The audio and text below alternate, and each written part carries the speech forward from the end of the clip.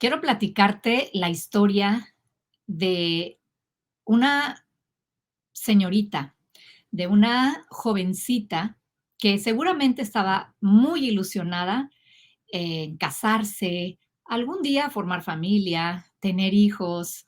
En muchas de las mujeres, incluyéndome a mí, este deseo ha estado. Es un deseo natural, es un deseo normal de parte de Dios y de ninguna manera diría que en todas y cada una de las mujeres de este planeta tiene que existir ese deseo.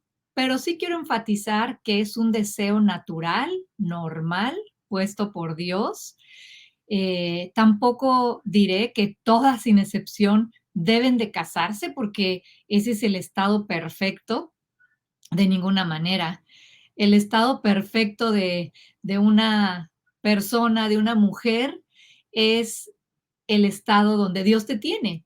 Si eres soltera, vivir en plenitud, vivir feliz soltera. Si estás casada, lo mismo, porque nunca deberíamos de decir el hecho de el estado perfecto es cuando estás casada, es cuando se hace una mujer feliz. De ninguna manera, y te lo pueden decir las mujeres casadas. Eh, el mejor estado es donde Dios nos tiene, a donde Dios en la etapa en la que estamos. Y si no eres feliz soltera, tampoco lo vas a hacer casada. A veces se llega a pensar que es que si tan solo yo me casara, voy a ser feliz. Y no es así. Sin embargo, ah, hay en muchas ocasiones, muchas mujeres les ha sido aún robado ese deseo natural que comencé diciendo, un deseo natural, normal, que está puesto en la mayoría de nosotras, y muchas desde chiquitas. Yo recuerdo desde que era muy pequeña, pues tenía esa ilusión, mi muñequita, la carreola, darle de comer, más grande, pues algún día casarme y tener familia. Y esto no puede venir más que, repito, del plan de Dios, del corazón de Dios.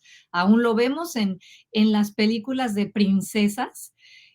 ¿Cuántas niñas no están ilusionadas con la princesa tal o cual? Porque la historia que encierra es un príncipe que en muchas ocasiones rescata y que la historia termina por siempre felices. Aún los productores de películas de princesas, como es en Disney, hay un deseo natural en el ser humano, aunque no hayan sido creadas por cristianos, podemos ver que en el corazón del ser humano está ese anhelo de que alguien nos rescate y de ser felices por siempre. Así que, pues volviendo a esta historia de la vida real que yo quiero mencionar, esta protagonista de la historia era una princesa, hija de un rey, en donde vivían en un palacio de verdad, y las hijas de los vírgenes, perdón, las hijas vírgenes de ese tiempo, ah, hijas de reyes. Tenían que ser hijas de reyes, estas princesas vírgenes, ellas usaban vestidos de colores para denotar que eran hijas de reyes, princesas, doncellas, vírgenes. Entonces, de llamar la atención el vestido de colores. ¿Por qué? Algo sucede en la vida de esta princesa, de esta protagonista. Yo la veo como una protagonista en esta historia. Eh, Algo sucede en su vida que interrumpe el curso de su vida, de ese goce que tenía de su juventud, de lo que habrá vivido como cualquier señorita, feliz, sus actividades, su vida cotidiana. Algo sucedió. Así que vamos entrando ya en materia porque esta historia está en la Biblia, está en la palabra de Dios. Absalón tenía una hermana que se llamaba Tamar. Y la Biblia dice que Tamar era muy hermosa. Así que vamos viendo que ella era una princesa muy hermosa, que era hija del rey David y que vivía en un palacio. Ahora, Absalón y Tamar, que eran hermanos los dos de sangre, tenían un medio hermano que se llamaba Amnón. Amnón fue el primogénito del rey David. Ahora, dice la Biblia que Amnón estaba angustiado hasta enfermarse por Tamar, su hermana. Ahora, él iba adelgazando por ese supuesto amor que le estaba consumiendo. En realidad esto no era amor, esto era lujuria. Eh, Así que un amigo suyo lo ve y le ve el semblante, le ve la condición en la que él se encuentra y le dice, pero ¿qué es lo que te sucede? ¿Qué es lo que te pasa?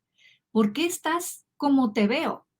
Así que Amnón le declara que lo que está pasando en su vida y, y que sabe que por el simple hecho de que Tamar era virgen, iba a ser imposible accesar a ella.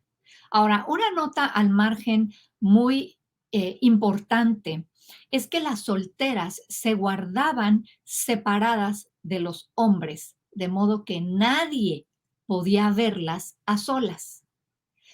Podemos atrevernos a asumir cómo es que Amnón vio a Tamar, vio que era tan hermosa y se le despiertan esas pasiones desordenadas en su vida.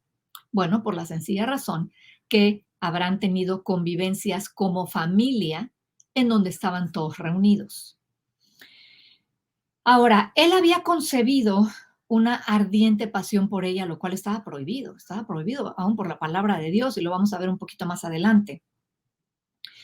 Es probable que en la mente de Amnón, no lo sé, le pasara, por ejemplo, el hecho de que Abraham tiempo atrás se casó con su media hermana, que era Sara. No lo dice la Biblia, pero lo que sí nos dice este relato de la historia es que este amigo al cual le contó Amnón por qué se sentía como se sentía, este amigo le aconseja, le dice, yo tengo el plan perfecto para ti, no te preocupes, tú quieres accesar a ella, quieres tener relaciones con ella, yo te voy a decir cómo hacerle. Mira, fíngete enfermo.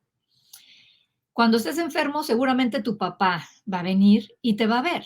Y cuando él venga, tú le dices, es que yo lo que quiero es que venga a visitarme mi hermana Tamar y que ella me cosa unas hojuelas. Y eso fue lo que sucedió. Llegó el rey, lo visitó, estaba en cama, ¿qué es lo que tienes? ¿Qué te pasa? Y pues, soy enfermo y pues me gustaría que viniera mi hermana Tamar a coserme unas hojuelas. Así que, pues el rey ni por aquí le pasa.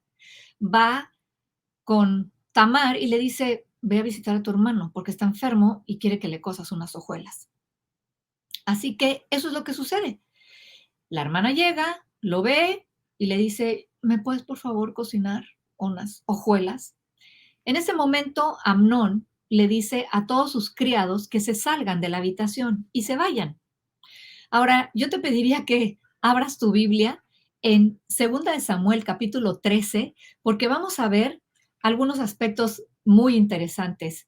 En 2 de Samuel capítulo 13, verso 10, vamos a ver del 10 al 13, y dice así, entonces Amnón dijo a Tamar, trae la comida a la alcoba para que yo coma de tu mano, y tomando Tamar las hojuelas que había preparado, las llevó a su hermano Amnón a la alcoba.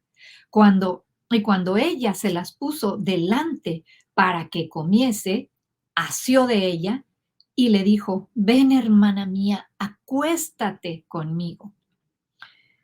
Ella entonces le respondió, no, hermano mío, no me hagas violencia, porque no se debe hacer así en Israel. No hagas tal vileza.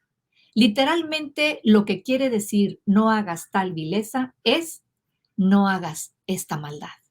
No hagas esta maldad.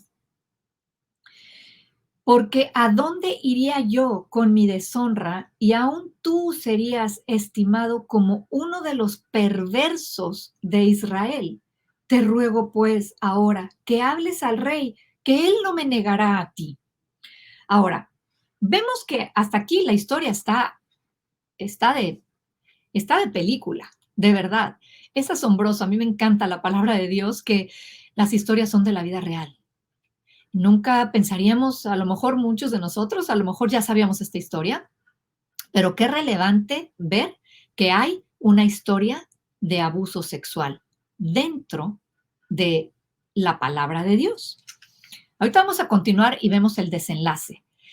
Entonces vemos que ella le está rogando, ella está tratando de zafarse de esta situación. Podemos imaginar que el corazón de ella está acelerado, que está sudando de nervios, que está en una situación de agonía, que no hay nadie que la pueda rescatar, que está haciendo todo lo posible para que el hermano entre en razón a estas pasiones desordenadas que él estaba teniendo. Así que ella le dijo, en esto que acabamos de leer, ella utiliza 4 razones para que él no la violara. Número 1, era un acto prohibido. Era una violación a la ley de Dios y eso lo puedes ver en Levítico 18:11. Tamar sabía que este acto podría traer discordia y derramamiento de sangre. Más adelante en esta historia, eso es lo que sucede. Número 2, como fornicaria, Tamar sería escarnecida como objeto de afrenta.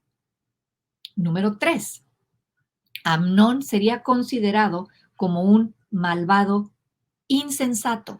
Aún ella estaba pensando por él. Aún ella estaba pensando, tomándose esos segundos de agonía, pensando en el abusador. Y número 4, de estas razones que ella estaba tratando de decir para que él entrara en razón.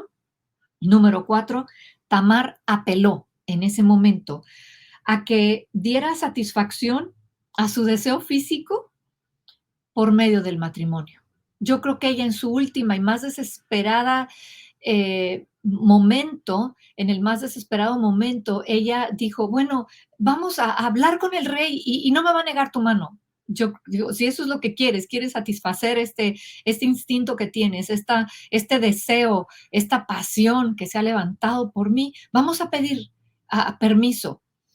Eh, Tratando de que a lo mejor él dijera, ok, y ella misma sabiendo en el fondo que el matrimonio entre parientes no estaba permitido por la ley de Moisés, no estaba permitido por la ley de Moisés, pero repito, en esa desesperada situación, Tamar trataba de escapar. Ahora, en el versículo 14 nos dice la historia, mas él no la quiso oír, sino que pudiendo más que ella, lógicamente un hombre es más fuerte generalmente que la mujer, la forzó y se acostó con ella, es decir, tuvo relaciones sexuales con ella. Abusó sexualmente de ella, la violó, a la fuerza la violó. Así que el versículo 16 bueno, vamos a ver el versículo 15. El versículo 15 dice, y luego la aborreció. Nos podemos dar cuenta con estas palabras que primero dice en la historia, en el principio que estábamos narrando esta historia, él estaba desesperado de amor, estaba angustiado, enfermo, dice la Biblia, enfermo de amor. Aquí estamos comprobando que eso no era amor. Cuando hay amor, esto no sucede. Así que inmediatamente la despreció, la aborreció, con tan gran aborrecimiento que el odio con que la aborreció fue mayor que el amor con la que la había amado. Y le dijo a Amnón, levántate y vete. Ella respondió, no hay razón mayor, no hay razón. Mayor mal es este de arrojarme que el que me has hecho, mas él no la quiso oír. Vemos el versículo 18, algo de lo que ya comentamos. Y llevaba ella un vestido de diversos colores. Recordémonos que eso es como se vestían las vírgenes, hijas de reyes, doncellas. Traje que vestían las hijas vírgenes de los reyes. Su criado, pues, la echó fuera y cerró la puerta tras ella. Entonces Tamar tomó cenizas y las esparció sobre su cabeza y rasgó su ropa. de colores de que estaba vestida y puesta su mano sobre su cabeza, se fue gritando. Vemos entonces que ella rasgó ese vestido de colores, se echó ceniza sobre la cabeza y puesta su mano sobre la cabeza, se fue gritando. Se fue gritando. La rasgadura del vestido simboliza la pérdida de esta posición especial. Ya no soy más una doncella virgen. La perdió por completo con ese abuso sexual. Las cenizas eran una señal de duelo y lo sabemos en la palabra de Dios. La ropa rasgada simboliza que su vida había quedado literalmente arruinada. La mano en la cabeza significaba el exilio y el apartamiento. Y el clamor se mostraba que se consideraba como muerta. Podemos ver con esta historia unos cuantos versículos, una historia de la vida real. Esto sucedió hace aproximadamente 3000 años y los efectos siguen siendo similares. No se sabe más de la vida de Tamar, pero sí vemos que hay un caso real de abuso sexual en donde ella quedó marcada y seguramente fue marcada de por vida. Anhelamos, lógicamente, con este ministerio de Ya Basta, que las víctimas lleguen un día a convertirse en victoriosas, sobrevivientes del abuso sexual, de víctima a victoriosa. Pero lo que vamos a recalcar es la condición que ella vive en el momento y cómo quedó su vida devastada por este abuso sexual. Ahora, la historia no termina ahí. Hay un poquito más de contexto en donde en el verso 20, y le dijo su hermano Absalón, ¿ha estado contigo tu hermano Amnón? Pues calla ahora. Él cuando la ve supo lo que había pasado. Hermana mía, tu hermano es. No se angustie tu corazón por esto. Trataba de traerle una cierta medicina, una cierta ayuda al corazón de Tamar, y se quedó Tamar desconsolada en casa de Absalón, su hermano. Versículo 21. Y luego que el rey David oyó todo esto, se enojó mucho. Aquí es donde quiero tomar un momentito para ver la respuesta que muchas veces tenemos ante una situación como esta. David se enteró. David era el papá tanto de Amnón como de Tamar. Es cierto que no sabríamos cómo reaccionar ante una situación como esta. El rey se enojó. En su poca manera de haber tratado el asunto, eso fue lo único que sucedió. Se enojó. No hubo un seguimiento, no hubo algo para tomar cartas en el asunto. Se quedó ahí. Hemos estado enfatizando y llevamos algún tiempo mencionando que en Ya Basta tenemos una nueva herramienta. ¿Y ahora qué hago? ¿Y ahora qué hago? Esta herramienta está precisamente elaborada para padres, familiares de algún pequeño en donde fue víctima de abuso sexual. Efectivamente, David solo se enojó. En otros casos, el familiar se entristece, en otros casos se enmudece, en otros casos no le cree a la víctima, en otros casos culpa a la víctima. Y esto es de lo peor que podamos hacer.